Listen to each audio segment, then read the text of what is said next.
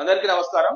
ఈరోజు news paper ఈనాడు news paper analysis ఒకసారి చూసినట్టయితే ముఖ్యంగా మేజర్గా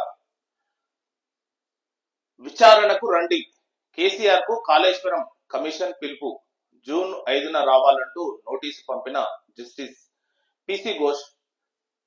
అంటే justice PC Ghosh Telangana government 2 నెలల పొడిగింపు తీసుకుంది. సో జస్టిస్ పిసి ఘోష్ అనేది ప్రెసెంట్ గా కాళేశ్వరంపై జరిగిన అవకతవకలపై ఒక విచారణ చేస్తుంది. సో దీనిపై పూర్తిగా రిపోర్ట్ అనేది సమర్పించే టైంలో ఇంకొక 2 నెలలు పొడిగింపు అనేది ముఖ్యంగా ఈ కేసీఆర్ ను, హరీష్ రావును మరియు ఈటల రాజేందర్ ను విచారణకు రావాలంటూ నోటీసులు ఇవ్వడం నిజంగా తెలంగాణలో ఒక కలకలం రేపింది అనుకోవాలి. ఎందుకంటే నాకు తెలిసి కేసీఆర్ గారు ఒక కమిషన్ ముందు, అంటే అవినీతి ఇట్లాంటి వాటిలో ఒక కమిషన్ ముందుకు వెళ్ళడం అనేది ఇది మేబీ ఫస్ట్ టైం. అసలు ఇంతకు వెళ్ళడా అనేది టిఆర్ఎస్ నుంచి ఇంతవరకు క్లారిటీ లేదు. సో దీనిపై ఇంకా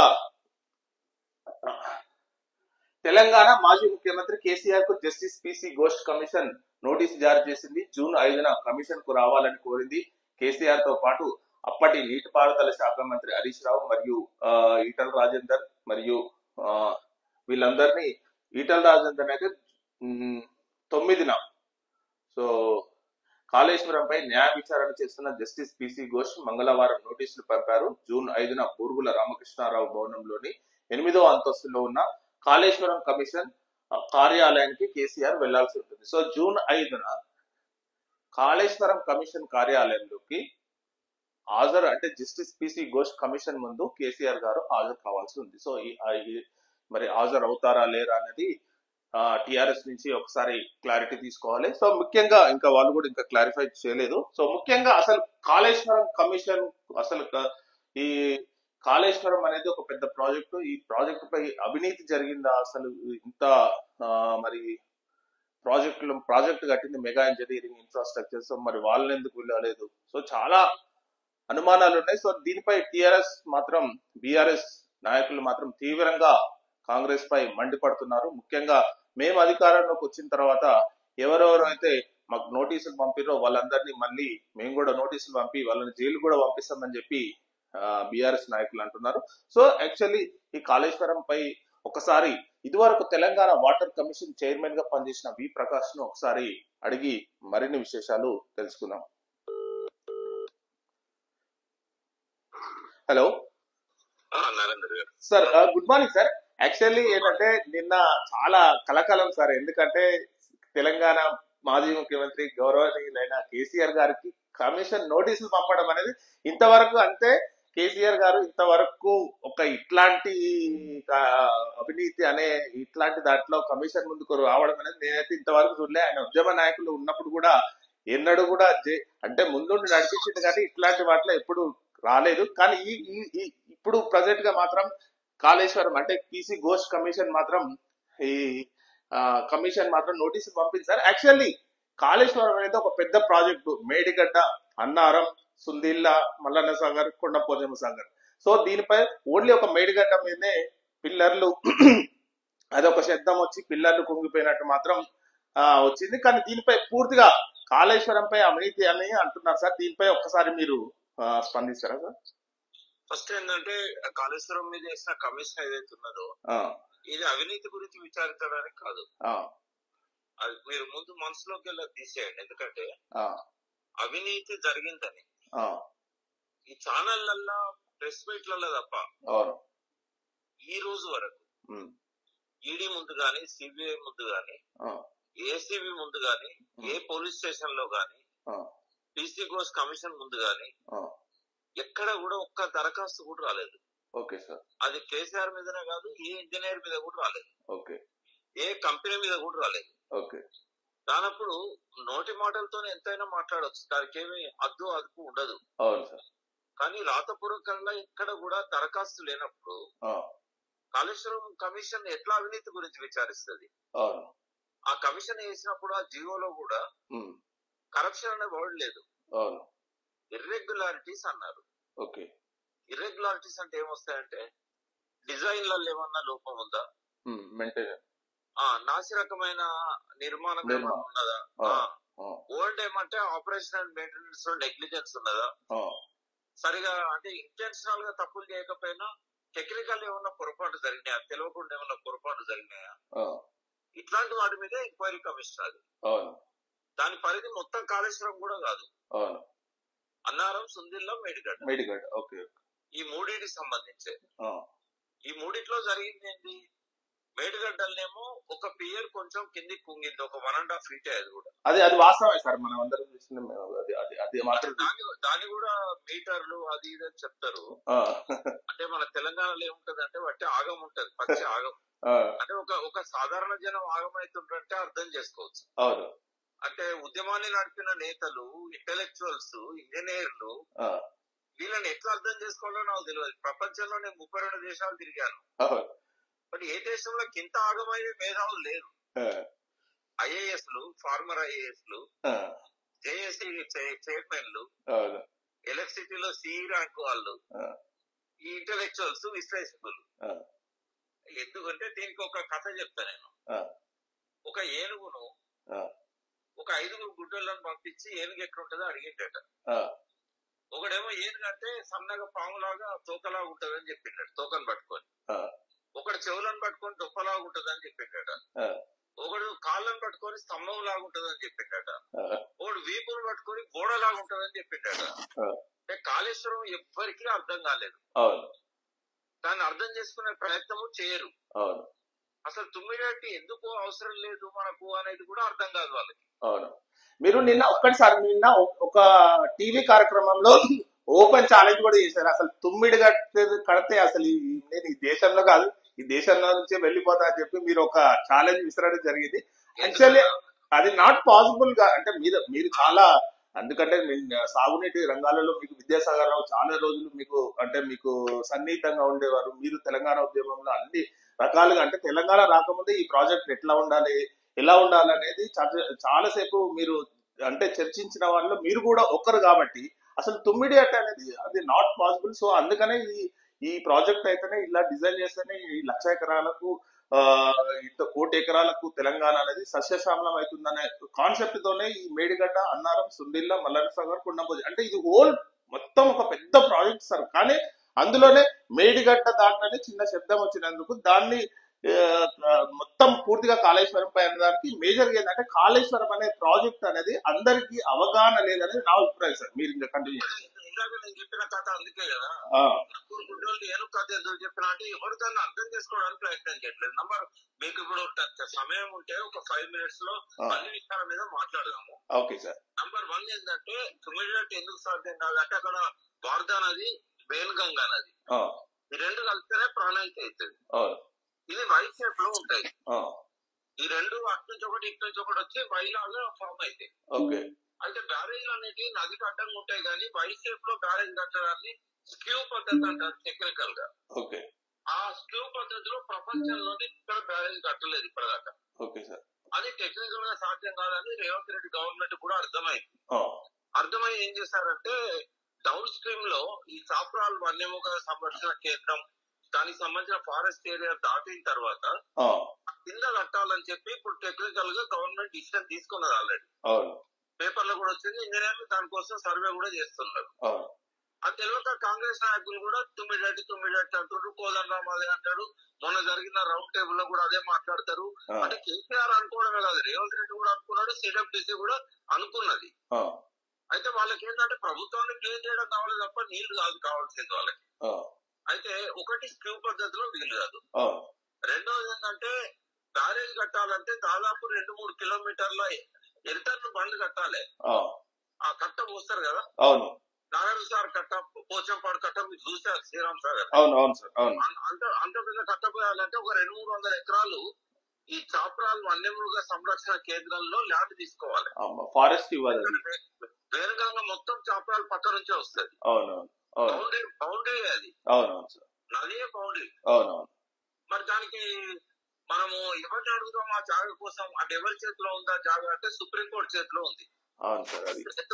ఎందుకంటే ఎన్విరాన్మెంట్ సంబంధించి ఈ ప్రభుత్వాలు తప్పుడు నిర్ణయాలు తీసుకుంటున్నాయని గతంలో సుప్రీంకోర్టు ఏం చేసిందంటే ఈ అధికారాన్ని తమ దగ్గర పెట్టుకున్నది. అవును అవును, అది అసలే సాధ్యం కాదు, అది ఇంపాసిబుల్. రెండో కారణం ఇది. మూడో కారణం ఏంటంటే తుమ్మిడేట వద్దనడానికి సిడబ్ల్యూసీ ఏం చెప్పిందంటే మీరు మహారాష్ట్ర గవర్నమెంట్ ఒప్పుకోవట్లేదు కాబట్టి దాన్ని 148 లో కట్టుకోవాలని చెప్పేసి మహారాష్ట్రతో అగ్రిమెంట్ అయింది.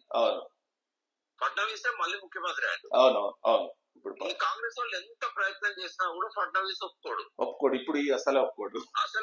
కేసీఆర్ స్వయంగా పోయిండు. ఆయన మొదటి బర్త్డే తెలంగాణలో జరుపుకోకుండా ముఖ్యమంత్రి అయిన తర్వాత మొదటి బర్త్డే మహారాష్ట్రలో రాజ్భవన్ లో విద్యాసాగర్, ఇప్పుడు విద్యాసాగర్ గవర్నర్ ఉండే సార్, విద్యాసాగర్ గవర్నర్ కూడా చాలా ప్రయత్నించేసి. అవును అవును, గోదావరి జిల్లాలో యాత్ర చేసిన వ్యక్తి ఆయన కేసీఆర్ మంత్రి ఉన్నప్పుడే. అవును అవును సార్, అవును. ఎంత ప్రయత్నం చేసినా కూడా వాళ్ళు ఇయ్యాలన్నప్పుడు 148 లో మనం కట్టుకోమని చెప్పి అగ్రిమెంట్ ఇచ్చారు. కేసీఆర్ సంతకం కూడా చేశారు అగ్రిమెంట్ మీద. 148 లో కట్టుకుంటే ఏమైతుందంటే మనకు నిల్వ అనేది 5.6 టీఎంసీల నుంచి 1.8 టీఎంసీలోకి పడిపోతుంది. అక్కడ మనకు ఫ్లో నుంచి నీళ్ళని ఎత్తుకోవాలంటే 44 టీఎంసీల కంటే ఎక్కువ రావు. లిఫ్ట్ చేయడానికి వీలు కాదు 44 టీఎంసీల కంటే ఎక్కువ. మనకు దాదాపు 260 టీఎంసీలు కావాలి మనకు. ఏది ఇప్పుడు కాళేశ్వరం కోసం 38 లక్షల ఎకరాలు ఏదైతే కేసీఆర్ గారు ప్లాన్ చేశారో దాదాపు 200 పైన టీఎంసీలు కావాలి. ఎందుకంటే కొంత ఎల్లంపల్లికి కడెం నుంచి వరద వచ్చినా, పైనుంచి గైక్వాడ్ ప్రాజెక్ట్ నుంచి శ్రీరామ్ సాగర్ ద్వారా కొంత వరద వచ్చినా కూడా ఇవన్నీ మనం చెరువులు కుంటలు ఒక జిల్లా కాదు కదా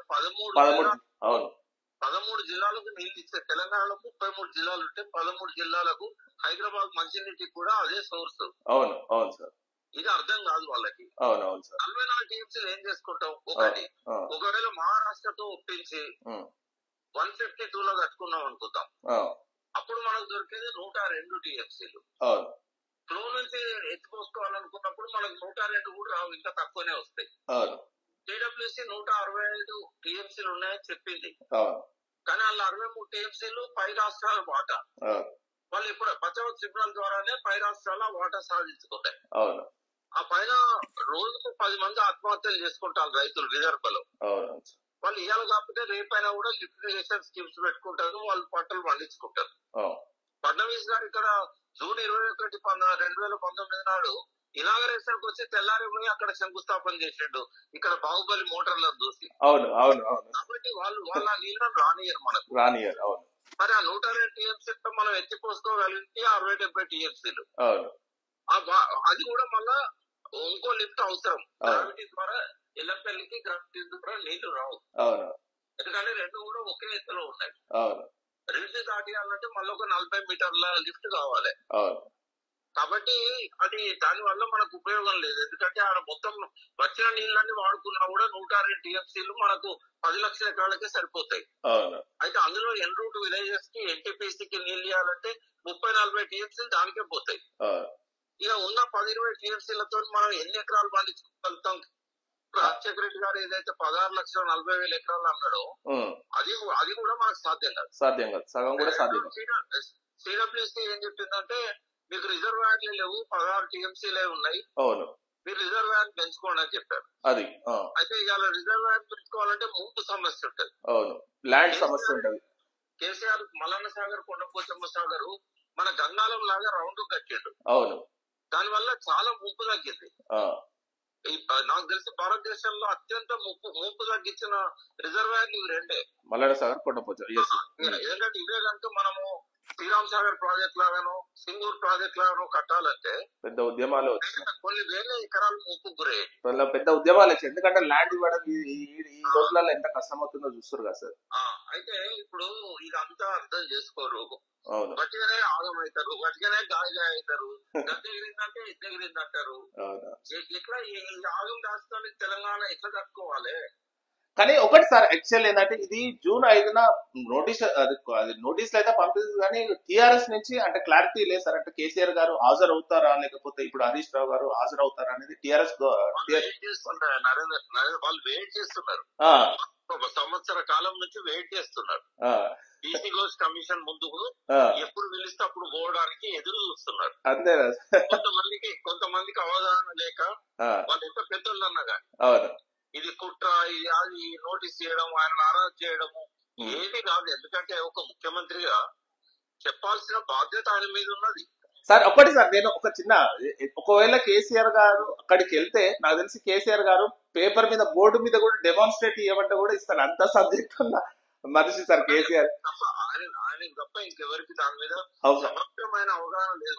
నాకైనా శ్రీధర్ దేశపాండే గారికైనా హరీష్ రావు గారికైనా అవగాహన ఉంది. కానీ నేను చెప్పిన దానికంటే కేసీఆర్ గారు చెప్తే ఏమైందంటే శంకరం పోసినట్టు అయితే శంకరం తీర్థం.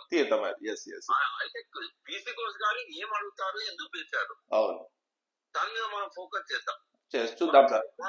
వారు ఎందుకు పిలిచారంటే కొంతమంది ఇంజనీర్స్, ఇప్పుడు నరేంద్ర రెడ్డి గారు ఉన్నారు సిడిఓ, ఆయన ఏం చెప్పిందంటే నాకు సమయం ఇవ్వలేదు, తొందర పెట్టిన అన్నాడు. ఓకే, తొందర పెట్టిన బాధ్యత నరేంద్ర రెడ్డి గారు ఉంటుంది.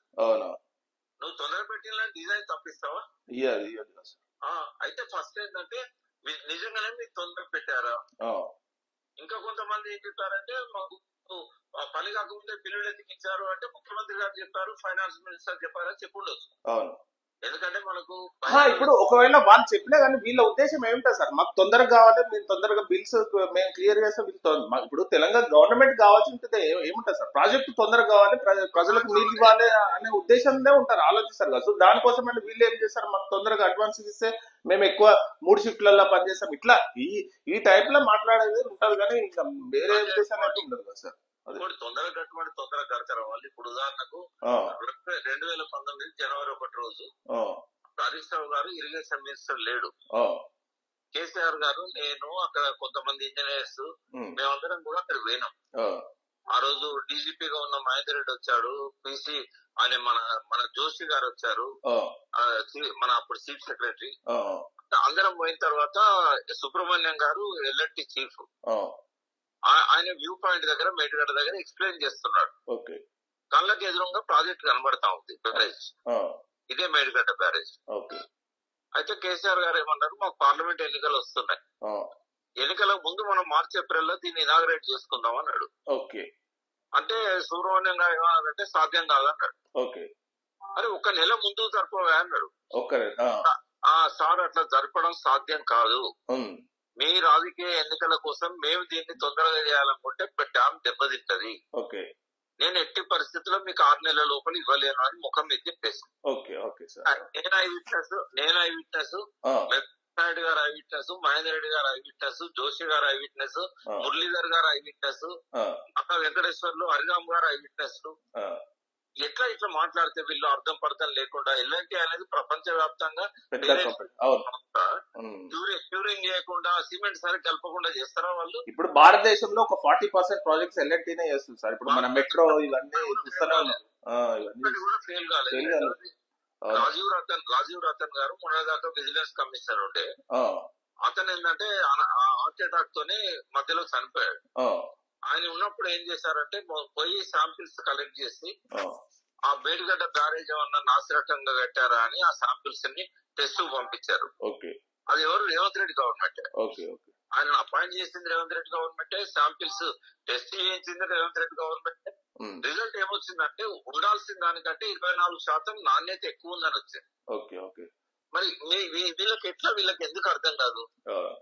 తర్వాత నాకు చాలా ఆశ్చర్యం అనిపిస్తుంది, కోదండరామ్ గారు మొన్న ఆయన లేనప్పుడు ఆయన గురించి మాట్లాడదు కానీ ఆయన డైలాగ్ ఆయన ఏమన్నాడంటే పైనుంచి వచ్చే నీళ్లను కిందికి పోతాయి, పైనుంచి వచ్చే నీళ్లు కిందికి పోతాయి, కింది నుంచి కాదా అన్నాడు. అంటే ఆంధ్ర వాళ్ళు ఏదైతే నీరు పళ్ళ మెరుగు అని అన్నారో అదే డైలాగ్ కోదండరామ్ చెప్తున్నారు. మరి తెలంగాణ ఎందుకు తెచ్చుకోవాలి? దానికి జేఏసీ చైర్మన్ గా ఆయన ఎందుకు సారథ్యం వహించాలి? నీరు పళ్ళ మెరుగు అని అంటే ఇక మనం ఎత్తిపోతున్న పథకాలు తప్ప తెలంగాణకు దిక్కులేదు కదా. అవును సార్. వీళ్ళకు 35,000 మంది ఆత్మహత్యలు చేసుకున్నారు రైతులు. ఏమైనా పట్టింపున్నా వాళ్ళ గురించి? మళ్ళీ ఇప్పుడు వారానికి 10 మంది వస్తున్నారు. రేవంత్ రెడ్డి వచ్చినాక ఇప్పటికీ 500 మంది రైతులు ఆత్మహత్యలు చేసుకున్నారు. అంటే ఏ బాధ్యత లేకుండా గైర్ జిమ్మదారీగా ఇష్టం వచ్చినట్టు మాట్లాడొచ్చా?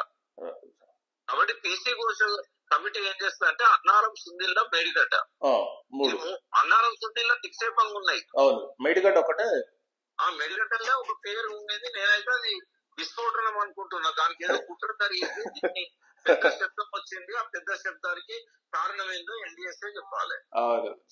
అటు సిరివంచం అయితే ఎందుకు గుంగింది, ఇటు సైడ్ ఎందుకు గుంగలేదు, వేరే పియర్స్ కి ఎందుకు గుంగలేదు, నాశరకమైన గట్ట కింద ఇసుక తోడుకోపోయినా కూడా అన్ని పియర్స్ కింద ఎందుకు జరగలేదు, మరి వర్టికల్ స్ప్లిట్ ఎట్లా వస్తుంది, కుంగితే ఉరుగుతుంది, ఉరగడం కాకుండా పెద్ద శబ్దంతో ఎందుకు స్ప్లిట్ వస్తుంది, అన్నిటికీ సమాధానాలు కావాలి. కింద సరస్వతి నది పోతుందని అంటున్నారు. మొన్న రేవంత్ రెడ్డి గోదావరిలో స్నానం చేసి సరస్వతి నది అన్నాడు. సరస్వతి నది ఎక్కడదని అడిగితే ఐదారులు ఏం చెప్తారు, అంతర్వాహిని అంటారు. అంతర్వాహిని అంటే కిందికెళ్ళి ఇసుకని తీసుకుపోయిందేమో సరస్వతి నది, ఎవరికి తెలుసు? అన్నిటి మీద విచారణ జరగాలి. ఎన్డీఎస్ఏ ఏం చెప్పింది, ఎన్డీఎస్ఏ రిపోర్ట్ ఏం చెప్పింది, ఇంకా దాని మీద విచారణ జరగాలి, లోతుగా అధ్యయనం చేయాలని చెప్పింది. మరి ఎన్డీఎస్ఏ నివేదికలో లోతుగా అధ్యయనం చేయాలన్నప్పుడు టీసీ ఘోష్ గారు జడ్జిమెంట్ ఏమిస్తారు? సో ఇది అల్టిమేట్ గా ఇప్పుడు మాత్రం సార్, ఇప్పుడు మామూలుగా ఏంటంటే ఇప్పుడు కేసీఆర్ గారు ఇప్పుడు కమిషన్ ముందు హాజరవుతారా లేరా అనేది మీరు మాత్రం ఒక క్లారిటీ ఇచ్చారు. ఎందుకంటే వాళ్ళు వెయిటింగ్ చేస్తున్నారు. సో వాళ్ళు మొత్తం పూర్తిగా డెమాన్స్ట్రేట్ ఇవ్వడానికి కూడా కేసీఆర్ గారికి ఈజీగా అంట అతనుకున్న సబ్జెక్ట్ అనేది వాటర్ పై దాదాపు ఎవరికి లేదనుకునే చెప్పాలి. మీరు కూడా అంగీకరిస్తున్నారు.